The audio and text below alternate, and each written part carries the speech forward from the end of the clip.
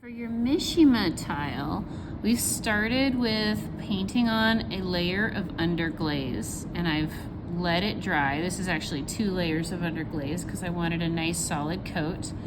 So I've let it dry to a leather hard. This is a leather hard tile right now.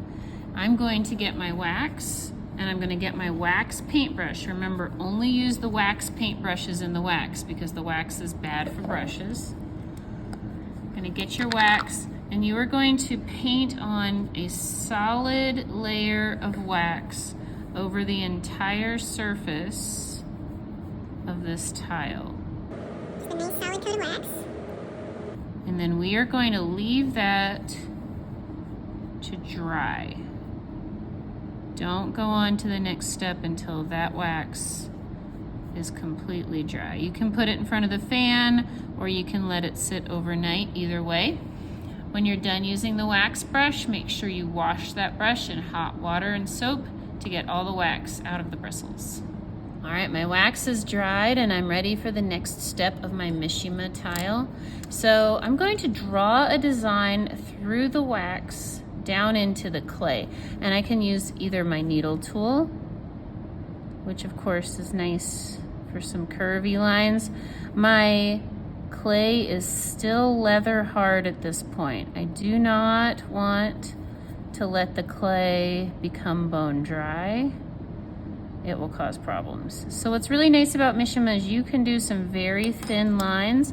If you're doing straight lines, the box knife is really nice because you can get some very thin, very delicate lines using the box knife. Oop, or to get them too thin, it'll cause problems. Well, so that just became a thick line. That's fine.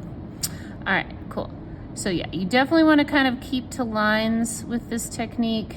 Don't try too hard to do big shapes. Keep it into the lines. All right, so I've got my lines carved into the wax. And I'm going to take a second color, and you want to make sure it's kind of contrasty, a second color of underglaze. And I'm going to paint that over what I've currently got.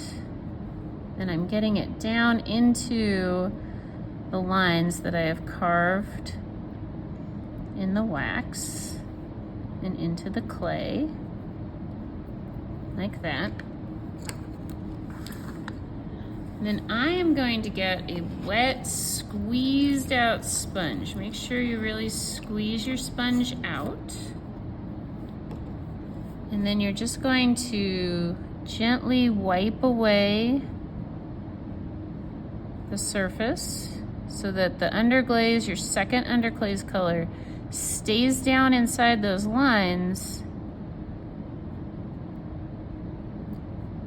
but comes off of everywhere else. And then that would be it. Once this is done, that's done, you'd put that on the shelf and we'd fire it.